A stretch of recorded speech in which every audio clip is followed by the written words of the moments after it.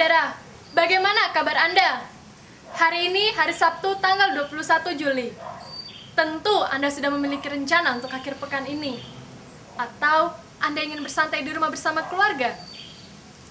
Tenang saja, karena kami telah memiliki catatan-catatan berita yang telah kami kumpulkan.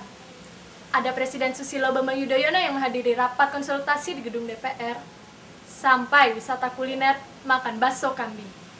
Saya Istanti Oktavia, dan inilah catatan pagi.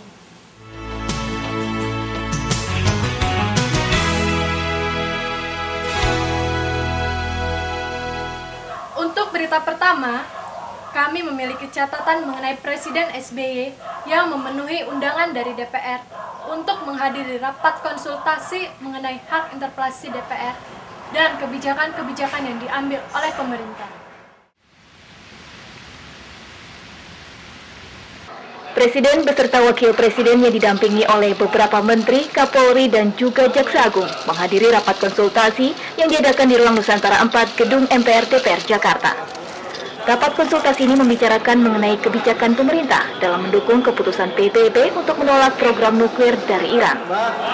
Ketua DPR Agung Laksono mengatakan bahwa DPR menghargai keputusan yang diambil oleh pemerintah dalam mendukung keputusan PBB tersebut. Mengenai kebijakan politik luar negeri RI, termasuk kebijakan tentang dukungan pemerintah Indonesia atas resolusi Dewan Keamanan PBB nomor 1747. Presiden juga menyebutkan bahwa pertemuan konsultasi kali ini tidak bermaksud untuk menghalangi DPR dalam menggunakan hak interpelasinya. Menjelaskan berbagai isu yang berkaitan dengan kebijakan politik luar negeri kita, termasuk isu seputar nuklir Iran dan juga tentang Defense Cooperation Agreement antara Indonesia dan Singapura. Pertemuan tertutup ini dimulai sejak pukul 7 malam dan baru selesai pada pukul 1 dini hari. Saudara, saat ini saya sedang berada di dalam gedung MPR DPR, tepatnya di depan Ruang Nusantara 4, di mana baru saja dilangsungkan pertemuan konsultasi antara Presiden dan juga DPR. Pertemuan ini diharapkan dapat membangun hubungan yang baik antara pemerintah dan juga DPR. Panji Satria, Olin Sri Bagus melaporkan. Masih mengenai salah satu kebijakan pemerintah. Kali ini menyangkut perjanjian ekstradisi dan pertahanan antara pemerintah Indonesia dengan pemerintah Singapura. Ketua Komisi 1 DPR, Theo L. Sambuaga, yang ditemui dalam salah satu diskusi di sebuah lembaga swadaya masyarakat ini, mendesak pemerintah untuk kembali menundingkan perjanjian tersebut. Usai diskusi tentang perjanjian ekstradisi dan pertahanan Indonesia-Singapura, Ketua Komisi 1 DPR, Theo L. Sambuaga, mengatakan perjanjian ekstradisi berpotensi merugikan pemerintah Indonesia. Seperti perjanjian tempat latihan tempur yang kemungkinan akan merugikan masyarakat kecil, terutama terhadap nelayan. Ia mempertanyakan apakah ada ganti rugi kepada nelayan yang tidak dapat melaut akibat latihan tempur tersebut. Supaya kita tidak sampai kepentingan umum kita di daerah latihan itu terganggu, seperti kepentingan nelayan, kepentingan transportasi publik, kepentingan orang yang akan sedang kepentingan ekonomi dalam rangka barangkali ada eksplorasi, malah eksploitasi sumber daya alam di situ. Selain itu, pemerintah juga perlu mengetahui secara rinci mengenai peralatan militer yang akan digunakan, sehingga pemerintah dapat mengetahui dampak yang bisa terjadi bagi ekosistem lingkungan. Panji Satria, Olin Sridani, catatan pagi. Seratusan tempat tinggal, termasuk tempat kos-kosan di Kelurahan Cawang, Kecamatan Keramat Jati, Jakarta Timur, Jumat siang terbakar. Belum dapat dipastikan penyebab terjadi kebakaran tersebut. Namun, kebakaran disinyalir berasal dari kompor gas yang meledak. Kebakaran kembali terjadi di wilayah Jakarta. Sekitar pukul 11 Jumat siang 29 Juni 2007, ratusan tempat tinggal terbakar di pemukiman padat penduduk di Kelurahan Cawang, Jakarta Timur. Akibat kebakaran ini, sebagian warga memindahkan barangnya di pinggir jalan MT Haryono dan salah satu hipermarket yang berdekatan dengan lokasi kebakaran. Sejumlah warga mensinyalir kebakaran yang terjadi di bantaran Kali Ciliwung ini berasal dari kompor gas yang diberikan cuma-cuma oleh pemerintah yang meledak beberapa jam setelah pembagian. Panji Satria, Olin Sridani, catatan pagi. Saudara, Anda jangan kemana-mana. Karena setelah jeda iklan, kami masih memiliki catatan-catatan penting. Di antaranya, seleksi penerimaan mahasiswa baru yang juga diikuti oleh para penyandang cacat.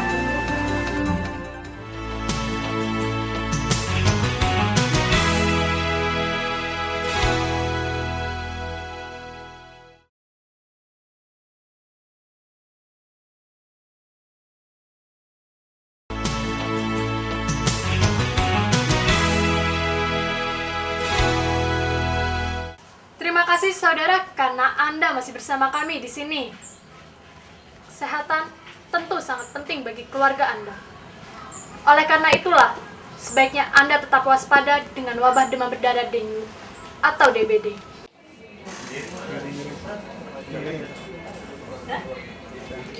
Demam berdarah dengue atau DBD nampaknya selalu menjadi masalah yang tak kunjung henti. Berbagai macam cara telah dilakukan, namun jumlah pasien DBD terus meningkat. Rumah sakit Pasar Rebo misalnya, jumlah pasien DBD tahun ini mengalami peningkatan dibandingkan dengan tahun lalu. Sampai bulan April tahun ini, Rumah sakit Pasar Rebo telah menerima 551 pasien. Sedangkan pada bulan April tahun lalu, pihak rumah sakit merawat sekitar 547 pasien. Pada bulan Mei tahun ini, Rumah sakit Pasar Rebo sedang menangani 83 orang pasien yang mayoritas dirawat pada lorong-lorong rumah sakit dan ruangan kelas 3. Pasien DBD yang dirawat dalam kelas 3 dapat menerima pengobatan gratis. Dari biaya perawatan sampai biaya obat-obatan telah ditanggung sepenuhnya oleh Pemda DKI melalui Dinas Kesehatan. Humas Rumah Sakit Pasar Rebo, Didi Suryadi, menyatakan bahwa untuk dapat menurunkan jumlah pasien DBD, semua pihak harus terlibat. Dengan pengasapan atau fogging masih belum cukup untuk membunuh nyamuk Aedes aegypti tersebut. Oleh karena itulah masyarakat diminta untuk selalu melakukan 3M, yaitu menguras, menutup, dan mengubur untuk dapat mengurangi resiko jatuhnya korban DBD. Panji Satria, Elin Ridani, Catatan Pagi. Selain tentang penyakit, kita pun harus mewaspadai kondisi alam yang kurang stabil dalam beberapa tahun terakhir di Indonesia. Seperti misalnya air pasang yang terjadi di Teluk Jakarta. Air pasang ini menyebabkan ratusan rumah warga di Muara Angke, Kelurahan Pluit, Kecamatan Penjaringan, Jakarta Utara terendam. Air pasang mulai meninggi sejak Selasa tanggal 12 Juni dan mengalami puncaknya pada Kamis malam tanggal 14 Juni. Ratusan rumah warga di Pengasinan Ikan Muara Angke terendam air setinggi lutut orang dewasa. Bahkan pada hari Jumat tanggal 15 Juni, air telah mencapai ketinggian sampai 1 meter. Hal ini menyebabkan perekonomian kawasan Pengasinan Ikan lumpuh. Jika biasanya warga dapat menjual hingga 4 ton ikan asin, maka setelah air pasang naik, pembelian menurun drastis hingga tidak ada pembeli yang datang karena tingginya air pasang. Para warga juga mengeluh karena mereka sudah beberapa hari ini tidak dapat mandi ataupun memasak karena kondisi air pam yang mengeluarkan bau tidak sedap. Bantuan air bersih pun hanya mereka dapatkan dari salah satu warga Pluit yang merasa simpatik terhadap para korban air pasang. Mereka mendapatkan jatah 2 dirigen air bersih untuk satu keluarga. Namun hingga 5 hari warga terendam air pasang, warga belum mendapatkan bantuan logistik ataupun air bersih dari pemerintah. Pemerintah hanya mengerahkan mesin penyedot untuk membantu menyalurkan air di daerah Pengasinan Ikan. Berapa lama nih Pak banjir seperti ini? Banjir baru 5 hari nih. Dari kapan? Dari hari Selasa loh. Selasa, sampai Selasa. Mulai tingginya dari kapan Pak? Tinggi dari kemarin yang lebih tinggi tuh. Tinggi dari kurang lebih 1,80 meter. Warga juga berharap agar secepatnya pemerintah melakukan tindakan untuk mencegah terulangnya kembali peristiwa ini. Karena menurut warga, dengan tidak adanya tanggul di kawasan tersebut, membuat kawasan Pengasinan Muara Angke terendam hingga 3 kali dalam 1 bulan. Panji Satria, Olin Tridani, Catatan Pagi. Saudara, ujian masuk perguruan tinggi negeri atau yang biasa disebut dengan SPMB mengalami peningkatan jumlah peserta dibanding tahun lalu. Ujian yang dimulai sejak tanggal 4 Juli ini serempak dilaksanakan di seluruh wilayah Indonesia. Total peserta ujian SPMB di Indonesia saat ini dari sekitar 390.000 orang, naik hingga 14,5% dibandingkan dengan tahun lalu. Sedangkan untuk daya tampung, tahun ini hanya mencapai 96.000, naik hanya 2,5% dibanding tahun lalu. Untuk tahun ini, universitas yang memberikan kursinya dalam SPMB berjumlah 56 universitas, sementara UGM mengurangi jatah kursinya dari sekitar 3.000, tahun ini hanya sekitar 1.200 kursi. SPMB akan berlangsung 2 hari, mulai tanggal 4 Juli hingga 5 Juli 2007. Untuk pengumuman hasilnya, akan diumumkan melalui internet tanggal 2 Agustus dan tanggal 3 Agustus di media cetak. Di UI Salemba, diadakan kelas khusus untuk peserta SPMB. Ujian mulai berlangsung pukul 8 hingga pukul 10.30 waktu Indonesia Barat. Kelas khusus ini diikuti oleh 7 peserta tunanetra, 3 peserta demam berdarah, 2 yang sedang mengidap penyakit tipes, 2 peserta patah tulang, dan 1 peserta asing dari Korea. Para peserta kelas khusus ini pun tetap mengharapkan kesempatan yang sama agar mereka dapat diterima di universitas negeri. Jika catatan tadi mengenai para penyandang cacat yang ingin masuk ke universitas negeri, kami pun memiliki catatan mengenai perjuangan siswa yang baru lulus dari SMP. Para siswa penyandang cacat yang baru lulus dari sekolah menengah tingkat pertama, mungkin sekarang sedang merasakan kebingungan. Apakah mereka bisa melanjutkan pendidikan di SMA? Orang tua siswa penyandang cacat Novitasari yang mendaftar ke SMA 66 Pondok Labu, Jakarta Selatan mengaku kecewa atas perlakuan yang tidak adil terhadap anaknya.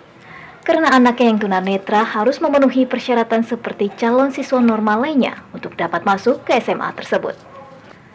Ayah Ika, Suparwi, mengakui telah mendaftarkan anaknya ke 5 sekolah di Jakarta, namun tidak diterima dengan alasan tidak melaksanakan program inklusi atau program bagi penyandang cacat. Hingga akhirnya ia mendaftarkan ke SMA 66 yang melaksanakan program inklusi, namun ternyata tetap dipersulit karena nilai yang didapatkan disamakan dengan siswa yang normal.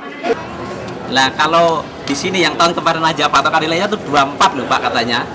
24 katanya tuh lah. Kami orang tua murid semua jadi pada kebingungan. Bagaimana kita bisa mencapai grade segitu, sedangkan untuk akses belajar pun sampai sekarang Pak, itu faktor penunjangnya belum ada Pak. Itu dari dulu.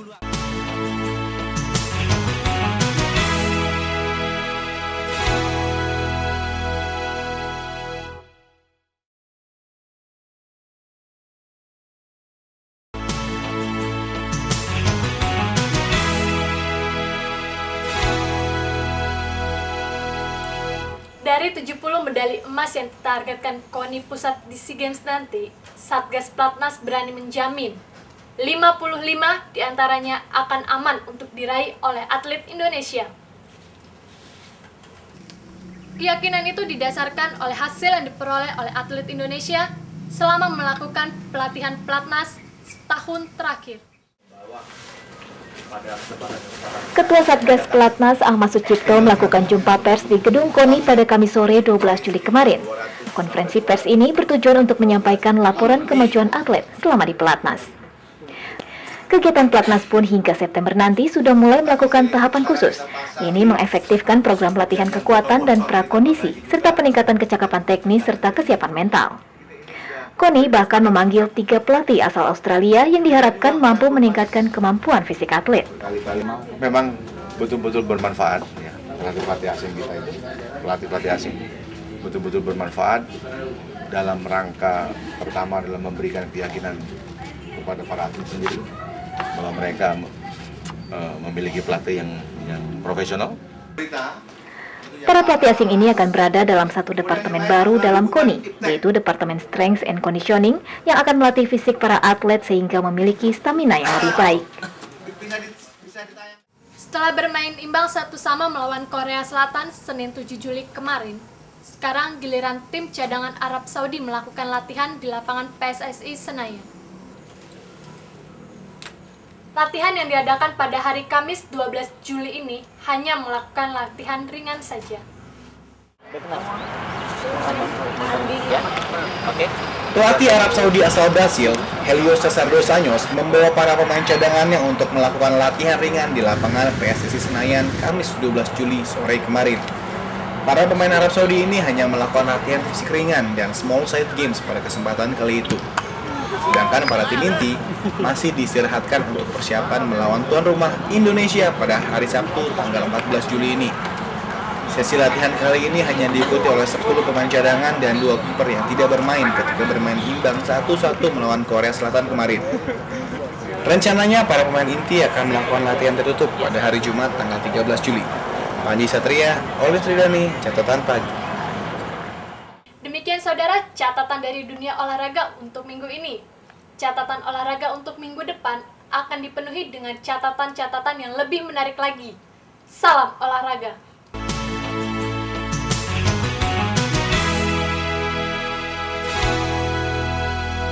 Jika tadi kita telah melihat catatan dari dunia olahraga, sekarang mari kita lihat catatan ringan yang berhasil diliput oleh tim Catatan Pagi. Indonesia memiliki begitu banyak aneka-ragaman jenis budaya. Salah satunya berasal dari saudara kita yang berasal dari Tanah Karo. Kali ini mereka menggelar malam penghargaan seni dan Buro Atetide Tanah Karo yang diadakan di Jakarta Convention Center pada hari Minggu 8 Juli. Dalam acara tersebut, hadir juga Presiden Susilo Bambang Yudhoyono beserta istri dan beberapa menteri dalam Kabinet Indonesia Bersatu. Kebudayaan bangsa Indonesia sangat beragam, salah satunya adalah budaya dari Tanah Karo. Lewat lagu dan tarian dari Tanah Karo inilah sempat kebudayaan Indonesia diperkenalkan di mancanegara. Oleh karena itulah, untuk mengenang prestasi seni dan memberikan penghargaan kepada seniman yang telah berjuang untuk budaya Indonesia, acara anugerah seni ini dilaksanakan. Semoga malam anugerah seni ini dapat memacu kreativitas para seniman dan dapat meningkatkan apresiasi kita terhadap keanekaragaman seni budaya di tanah air. Presiden pun tampak menikmati suguhan-suguhan acara seperti lagu dan tarian. Mudah-mudahan saja melalui acara seperti ini, kebudayaan bangsa kita dapat terus dilestarikan dan menjadi kebanggaan bangsa Indonesia. Panji Satria, Olin Tridani, Catatan Pagi. Wah, Presiden sampai terjun langsung dalam acara kebudayaan. Mudah-mudahan masyarakat Indonesia makin cinta dan melestarikan kebudayaan kita. Nah, dari kebudayaan, mari kita jalan-jalan sebentar ke kota Bogor, tepatnya Cisarua Puncak. Saudara, apakah Anda pernah pergi ke Cisarua Puncak? Pasti Anda mengetahui, ada sebuah masjid di sana. Ya, betul sekali. Nama masjid tersebut adalah Masjid At-Ta'awun. Bagi Anda para umat muslim yang sedang berakhir pekan di daerah puncak, jangan lupa untuk singgah sebentar di Masjid At-Ta'awun. Karena selain Anda dapat melakukan ibadah sholat, Anda sekeluarga pun dapat beristirahat sambil menikmati pemandangan indahnya pegunungan puncak yang dapat kita lihat dari masjid tersebut.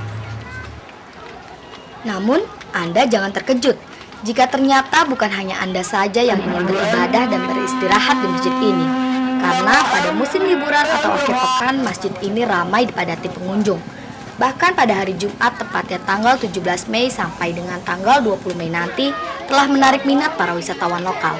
Mereka yang berlibur di puncak menyempatkan diri untuk beribadah dan beristirahat di masjid ini.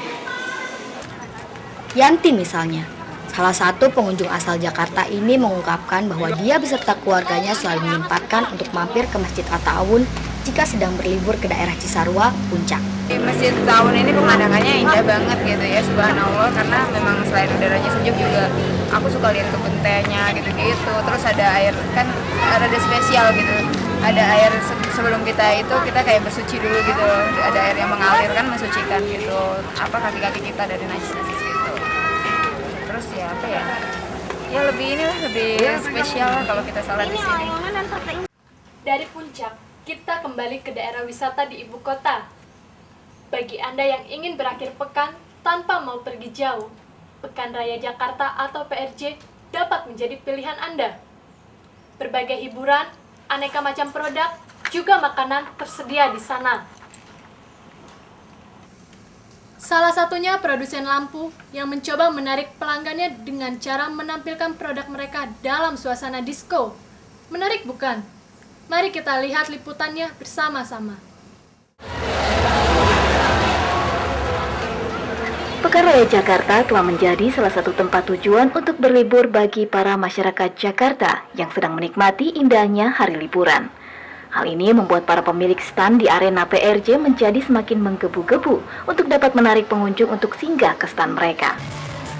Seperti stan lampu yang satu ini, pemilik stan berusaha membuat suasana dalam stan seperti diskotik.